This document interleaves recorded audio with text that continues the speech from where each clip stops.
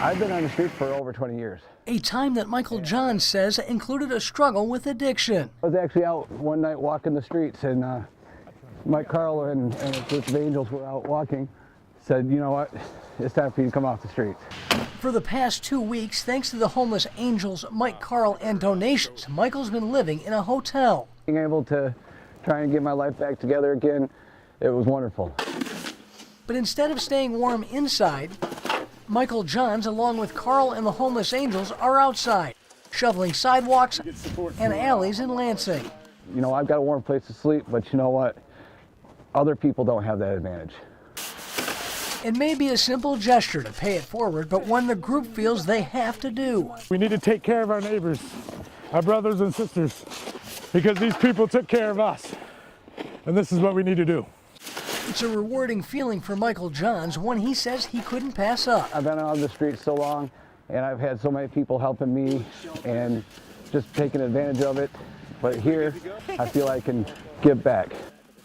And if I go out there and I put myself forth, that will show them that there is still hope out there. Hope that there is a brighter future. We did good.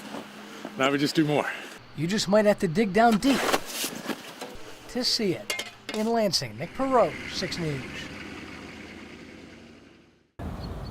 Just last weekend, maggots were found in a crack near a serving line. Now the Department of Corrections says maggots crawled into the Charles Egler Reception and Guidance Center. On Tuesday, while prisoners were cutting potatoes, peeling potatoes, they discovered some maggots inside of those potatoes. Department of Corrections spokesman Russ Marlin told 6 News the department had Airmark employees throw the potatoes away.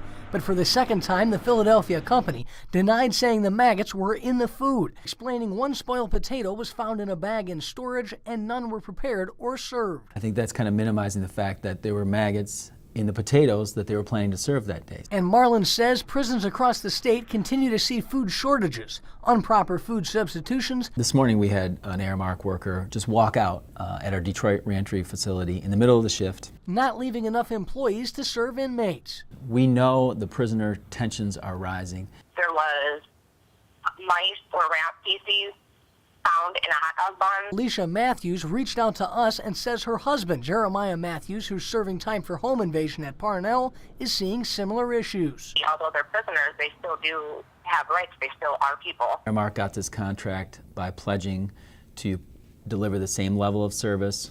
But they haven't. For a lesser cost. And you're correct, they haven't. I mean, the level of service is not where it should be at this point. Not only. So why not let them go?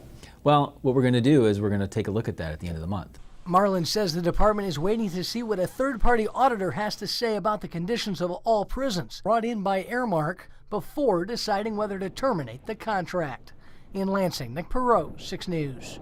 For now, 8 families can continue to drop their children off here at Tina's Tiny Tots in Eaton Rapids for daycare.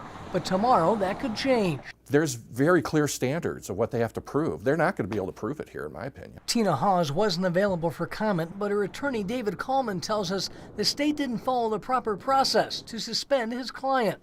Records show she's been a licensed care provider for 34 years. DHS ignored the statute dealing with daycares, apparently did not want to go to court to get an injunction. Though the state argues they didn't have to, challenging the safety of the other 11 children in Tina's care after a 2-year-old wandered off in the middle of M99 alone in June, and firearms were reportedly not locked securely in Tina's house. All I can say is we did do our investigation and determined that it was appropriate to issue a summary suspension of the license. Tina's Tiny Tots was shut down June 23rd following those findings, but a judge allowed her to reopen the next day, at least until tomorrow's hearing.